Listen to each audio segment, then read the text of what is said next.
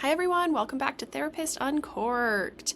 As always, this is not therapy, so if you are experiencing any crisis, please call your local emergency services, or you can also text or call 988 and they will be able to give you some immediate crisis assistance. So please utilize those resources because this is not therapy. This is simply just a therapist yapping and sharing opinions that are probably not impacting your life in any way, shape, or form. Enjoy! So today, since honestly my brain hasn't really had a lot of brain power to do anything other than survive for the last few weeks, I thought I would do a podcast on some things that I've kind of been like crowdsourcing some information on. Is crowdsourcing the right word? I think so. I don't know. But I've kind of just been like picking the brains of like some others in the field just to kind of like ask some questions and get their opinions. So it's been really fun because a lot of these questions are just like pretty broad, but it's just really cool to hear from like other therapists. So I guess I'm kind of just gonna like read through all of the answers. I don't know. I mean, some of them are probably pretty predictable, but I think it's kind of fun just to hear like the opinions of other people. Because listen, obviously if you're listening to this, you hear every fucking opinion that I have, especially my last episode. If you haven't listened to it, it's honestly hilarious and you should. But if you're sick of my opinions, here's some other opinions of other therapists. So the first question that I asked, or questions, I guess, were, what do you wish your clients knew, or what do you wish you could tell your clients? And listen, like literally as I'm reading these, like this is the first time that I'm seeing a lot of these too. Like I haven't really read through them. So we are learning this together. So one of the first answers they said, again, the question was, what do you wish your clients knew, or what do you wish you could tell your clients? Someone said that they are good enough, freedom from shame. Oof. So at my practice, we do a lot of work with trauma. Survivors of trauma of all different types and all different ages, cultural backgrounds, everything. So that's a really good one, that they're good enough and freedom from shame. Another one says, I wish my clients knew how much power and choice they have every day and that they believe it. Ooh, that's a good one too. This one is so true. That doing what we recommend could be helpful, honestly. And I love this because all of this is just completely anonymous, you know? And so I kind of love it that we can be a little cheeky here. So doing what we recommend could be helpful. Ooh, this one hits. How much I cared. Like, I know I've touched on this a million times, but like, we seriously care so fucking much. Like, even the worst therapist in the book, I'm sure still cares about their clients. Like, I don't know. I think that one really... that one kind of struck a chord for me. Yeah, how much I cared. Because, like, we are so invested in your life. So that was a good one. What else? What else do we wish our clients knew? Ooh, if a kid needs therapy, the whole family needs therapy. Fucking preach, honestly. Because, like, so often, it's not the kid that's the fucking problem. It's the family system. And not always. I mean, that's a huge generalization. But, like, if there's something going on with the kid, there's probably something going on with the rest of the family system. So, like, let's all get a little therapy. That'd be good. Ooh, this one's good. Number 1, you've got this. Number 2, you have the answers and solutions already inside of you. You are incredible. Ooh, that's a good one. I wish my clients knew that they're not their issues. Ooh, love that. I wish my clients could truly see how I see and view them. Honestly, I wish, like, genuinely our clients could just, like, get into our brains for a second and just like see how we see them, because honestly we're not bullshitting. Like, we seriously think that our clients are like these amazing, lovely humans, and I wish they could just like see that from our point of view and like truly believe what we're saying, because we're not bullshitting. At least I'm not. I don't know. Ooh, another one says, how much I want them to succeed, that I think about them as I do readings or trainings. Another one says, please do family or individual, but like in a way of, please, you gotta do this for your kid. Okay, valid, honestly, so valid. See, another person said that, like, please do family therapy. Just please, for the love of God, just fucking try it. Just fucking try it. And also, parents, you could probably use a little therapy too. Everyone could use a little tune-up, okay? Like, I feel like that'd be good. Last one on this question, and honestly, I didn't even plan this, but I feel like this is the best note to end on, is this person says, I wish I could tell the parents of the child or the adolescent, they're the problem, motherfucker. And I know who wrote that one, and that is someone that does not say a lot of swear words, so that's really funny. And they also, like, rather than writing out fucker of motherfucker they like started out, because they're like so pure. So I feel like that was perfect. I feel like that was a perfect note to end on for that question of what we wish our clients knew, or what we wish we could tell them if we're just being completely blatant and honest. The next question I asked was, what have your clients taught you? And that's such a broad thing, but I feel like, I mean, of course, like, yes, we teach clients things and whatnot, but like, they teach us a lot of fucking lessons too, because to be a therapist, you really have to just like, I mean, they always say it, like, your clients are holding up a mirror to you. Like, yes, we are the one that is like in the professional capacity, but like our clients sometimes, like, I don't know, sometimes they really challenge us, even if they're not like meaning to or whatever. It's so interesting because like sometimes they'll say something and it'll hit so deep for you and you're like, oh fuck, like, damn, who's a therapist here? I literally had a client, I don't remember exactly what it was, but I had a client one time that said something, and it was something that I had said to them like in a previous session, but then they said it back to me kind of like in a joking way, and I literally stopped. God, I wish I could remember what it was, but I remember I literally stopped and I was like, okay, fucking therapist, who needs me? Like, should we switch roles? Should I be paying you?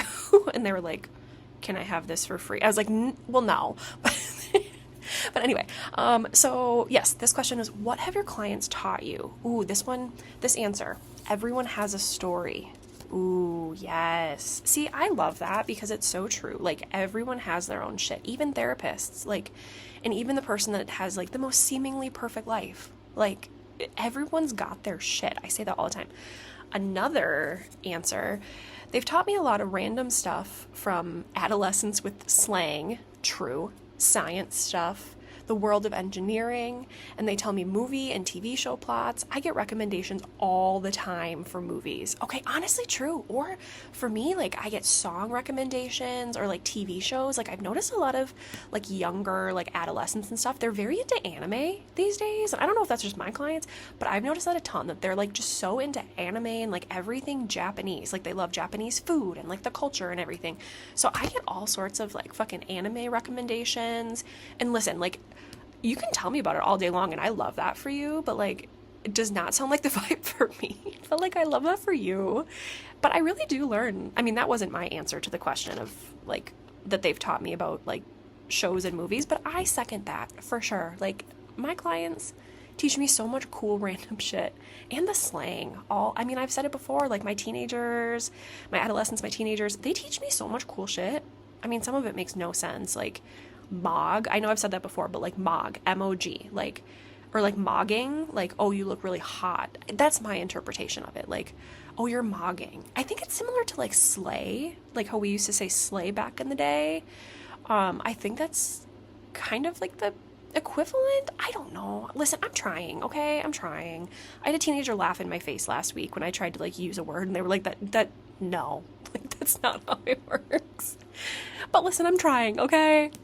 Anyway, another answer to the question of what have your clients taught you is the small things really do matter. Baby steps are still steps. Oof. Okay, not gonna lie, I wrote that one. I'm not gonna lie. But that is a good one. Like, the small things really matter. Like, literally, I had a client today, not today, like, no, it was last week, that was like, oh yeah, you know, I got rid of like one garbage bag worth of stuff in my house. And like, that doesn't sound that like that big of a deal. I mean, it doesn't from the outside looking in, but for that client, that was like equivalent to climbing Mount Everest. Like, that is something that we've been talking about for at least a month, like probably multiple months. So like, those little tiny steps that like most people might not recognize as a big deal, they really are a big deal. So even though I'm the one that wrote the answer to that question, I'm going to second it because I think it needs to have some backup. I don't know. I feel like that's a good one.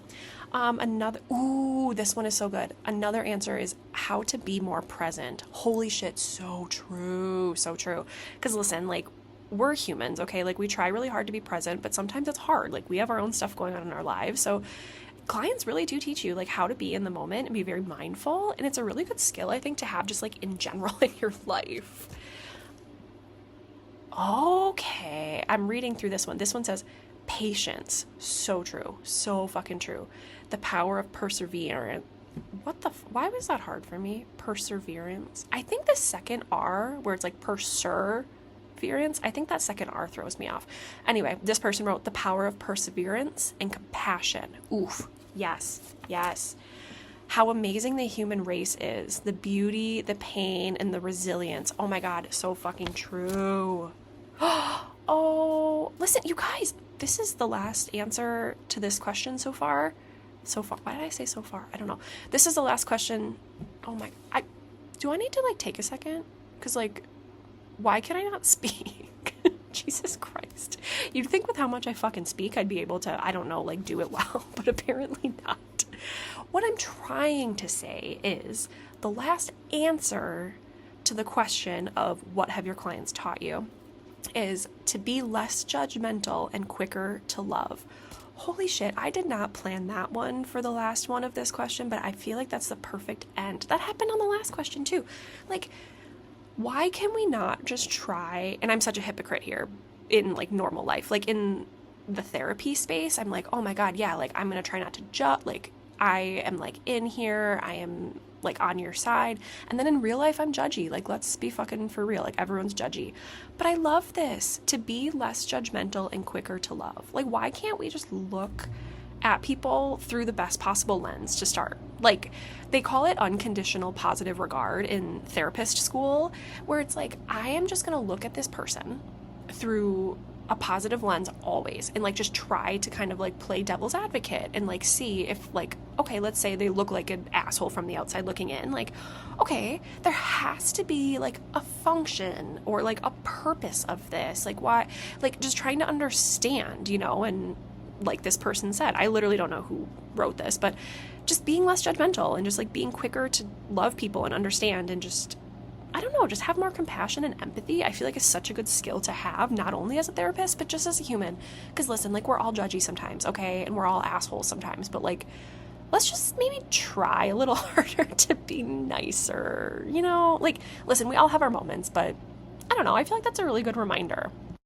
The next question I have is, what is your favorite coping skill? And this is such a like therapist-y one, but I don't know, like we're always looking to have some more skills in our back pocket, so I don't know. This one doesn't have a lot of answers because it's kind of a boring question, so I'll just go fast. Five senses, which is one where it's like, so of course you have your five senses, right? And it's just a grounding exercise. So if you're like feeling really panicky or something, like find 5 things you can see, 4 things you can hear, 3 things you can taste, 2 things you can touch, 1 thing you can smell, or any order that you want to do that in. That's what that one means. Breath work is something else that someone wrote. Another person wrote breath work. Someone else wrote my rings. I don't know what that means. Planting, I'm assuming like gardening. The gym and sauna, that's definitely a good one. I am like very unintentionally choosing the best ones for the end. I swear to God, I like haven't read through these, so like this is just happening. The last one for what is your favorite coping skill? Someone wrote margaritas. Just kidding, gardening. That's what they wrote. They literally wrote margaritas, JK, gardening. You know what? Valid. All of the above, very valid. Margaritas and gardening. Maybe both at the same time. I don't know. I feel like that could be pretty beneficial, especially now that it's getting nicer in Minnesota. I feel like we are all out there planting all of our shit and, I don't know, drinking margaritas on a patio. Like, who doesn't want that? I don't know. Okay, and then this is the last question that I have, at least for today's episode, because, again, I'm recovering from my time in the hospital and I just don't feel like doing a huge, super long episode. So listen, you're gonna take what you can get, okay? Everyone wants a piece of me. No, I'm just kidding. That was so annoying of me to say. So this is the last question. However, I did get a lot of responses to this question, like definitely the most out of all of them, which is really cool. So the question that I posed was, what is the worst or most challenging part of being a therapist? And again, all of this is anonymous, so I love to hear the like genuine answers that people gave. So again, we are reading these together for the first time. I did read a couple of these like a different time on my own, but most of these we're reading for the first time together. So again, question is, what is the worst or most challenging part of being a therapist?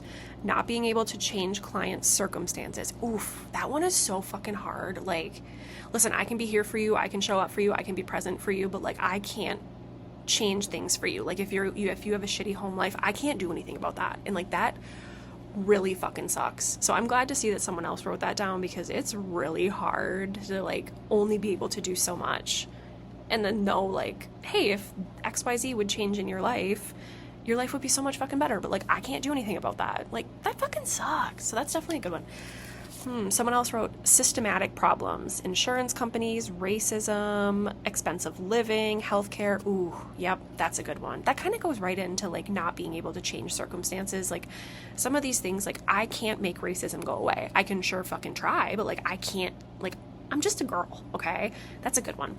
Ooh, paperwork. Yep, that's definitely a good one. What's this? Oh, someone wrote me a love note from my office. Oh, that's so nice. Thanks for all you do, making this an office people appreciate. Go you. Oh, that's so cute. That's adorable. All right, well, that one was not anonymous, so I know who that was. So if you're listening, shout out. I don't think this person even knows I have a podcast, so they're probably not. But wow, that was cute. I'm keeping that forever. Okay, cool. Another response to what's the worst or most challenging part of being a therapist, someone said staying awake some days. Oh my God, period, honestly. Like, listen, we try really hard. Because not that we don't care, but like, I'm a human. It's a Monday. I'm tired. Like, give me a fucking break, you know?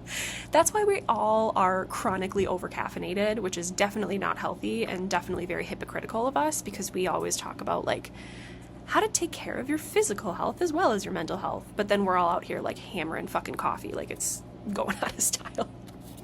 Another person wrote, the system as a whole, insurance companies, agencies exploiting interns, like unpaid interns, which is so common, low pay for pre-licensed folks, which is kind of what I was saying about like the systemic part of things. Like a lot of this is like, it's a whole system that fucks us, not just us as therapists, just like humans. Like, it's kind of just the nature of the beast, and that just really fucking sucks. Oh, I got another love note. Oh my God, that's so cute. Someone wrote, Carly's awesome.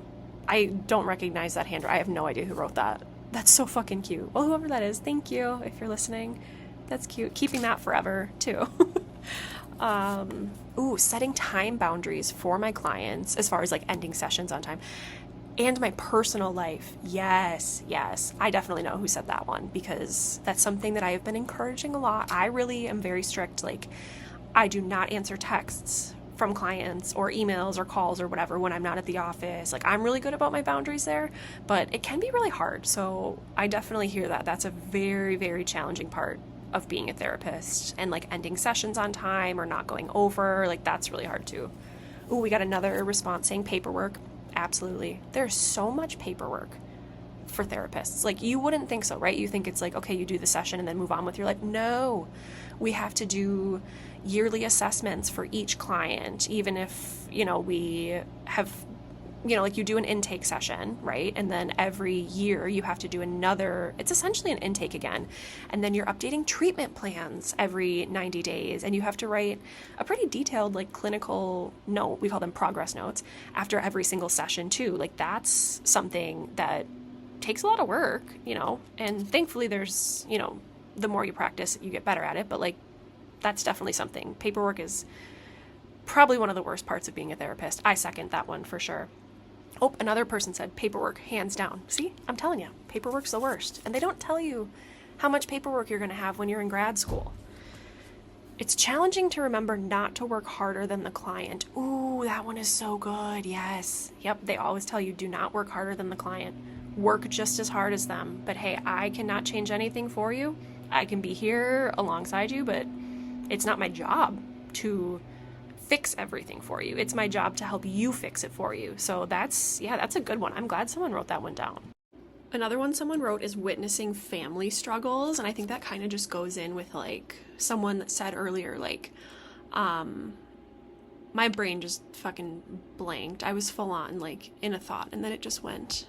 Oh, when someone said, like if the kid is in therapy, the family needs therapy. That's kind of like in the same vein, I'm assuming. Like, witnessing all the family struggles is really hard, especially if it's like only one person or, a small amount of people are in therapy and working on things. Like, watching this stuff happen, just, I don't know, it kind of sucks.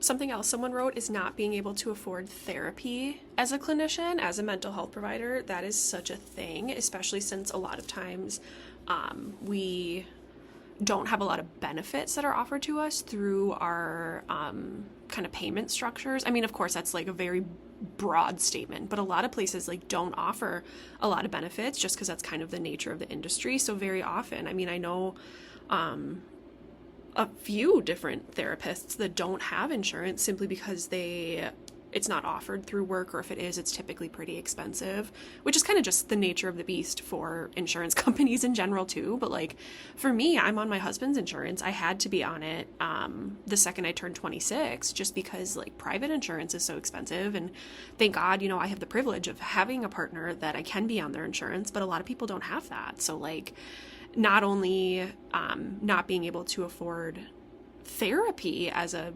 therapist, because let's be real, we could all use a little bit of that, but then, you know, the insurance side of it too. Like even if we were to use insurance, okay, well, what about the co-pays? Like could that be afforded? Or if you're going to do private pay for a therapist, like that's usually at least $125, you know? So that's a good one that someone wrote down. Not being able to afford therapy as a clinician is definitely one of the most challenging parts.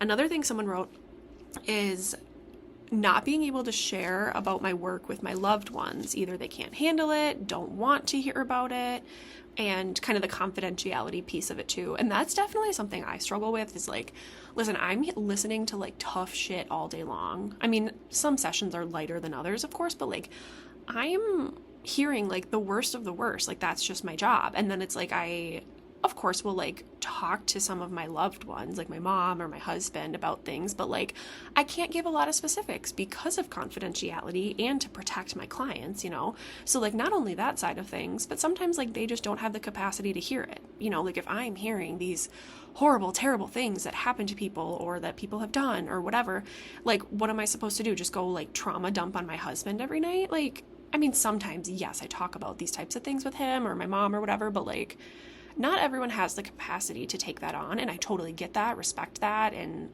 you know, that's why there's different jobs for different people, you know, and I'm not saying that, like, people are better or worse because they can or can't handle it. It's just, again, we all have different capacities, and I completely understand what this person is saying when they're like, one of the most challenging parts about being a therapist is that we can't share these things with our people, you know, because sometimes, like, we're just carrying all of this around, and we just... I mean, we know that's what we're going into when we become therapists. Like, we know our job is to carry these things, not for people, but you know what I mean? So yeah, I definitely hear what this person's saying, where it's like, yeah, I want to share, but I can't. So good luck. And that's why we need fucking therapists for the therapists for this exact reason. This is a good one. This is the last one that someone wrote. And they said, one of the worst or most challenging parts of being a therapist is having to poo and your client is in the bathroom. This is so true, you guys. And especially at the office I work at, it's like the bathroom is for like the entire floor, like not just our suite or whatever, but there's only 2 stalls in there. So it's like, okay, well, if you just finished a session and you really have to pee, well, if your client also has to pee or whatever, like you're just right next to each other. Like, do you say hi? Do you not? Like, it's so uncomfortable. And what if you have to poop? Like, listen, everybody poops, we all know that, but like, oh, hi, you just trauma dumped on me and I'm gonna poop next to you. Like, no, that's so weird. So like sometimes if I have to go to the bathroom and I know that my client is like gonna be going to the bathroom, I'll go to like a different floor so that I can just go to a totally different bathroom. And like, it's not that big of a deal. It's just one of those weird things that you never think about until it's happening. And then it's like, oh my God. Or even like your coworkers. Like, I don't want to poop next to my coworkers, and like, they wouldn't care. Like, we're all therapists. We don't give a fuck. We're open. But it's just so awkward. And I'm sure that's kind of a universal thing for any person that works in an office, like in any profession. Like, you don't want to go to the bathroom next to your coworkers. It feels weird. Or sometimes even when you're just peeing, like, I get performance anxiety. Like, I don't want someone to hear me pee. Like, what if my pee is more aggressive than theirs? Or like, I don't know. Okay, so I'm glad someone wrote that one down. That's definitely a tough part of being a therapist. Again, I'm sure it happens to anyone in an office, but like, it's still just weird. I don't know. So yeah, these are some opinions of colleagues in the field that I gathered. And I love this. It's kind of fun to just see like what other people's thoughts are, and like, okay, did they have the same struggles as me and vice versa? Or like, are they thinking about things that I'm not thinking about? So I don't know, kind of fun. I know a lot of this is not really going to impact any of your lives, but if you're like me, you're nosy and you kind of just like to, I don't know, just learn all the things. Why do you think I'm a therapist? I'm just nosy as fuck. I should have been like an FBI agent or something. I feel like I'd be really good at that because like the second I am ready to learn something about someone, I go full stalker, like full stalker. You know what? That's one of the worst parts about being a therapist is I can't go full stalker on my clients because that's wildly unethical. But like, do you know how much I would love to look up some of my clients on like Facebook or Instagram or something? Like, do you know how interesting that would be? Like, oh, this person you talk about all the time, I can see a picture of them. And like, do they match what I'm picturing in my head? Or like, ooh, you said you did this, but actually it looks like you did that. Like, oh, it'd be so interesting. But it wouldn't really serve a therapeutic purpose. It would just satisfy my nosiness. So that's why I don't do it. Also because I like my job and ethically I can't do that. So I don't want to lose my job over looking up people on fucking Facebook. But anyway, here are lots of opinions of therapists. Hope you enjoy. Again, very sorry I've been MIA for a while. I've had a very good reason to, but still sorry. So hoping that we can kind of get back into the swing of things. But yeah, let me know if you have any cool topics. I do have a friend of mine said that she'd like an episode on generational trauma.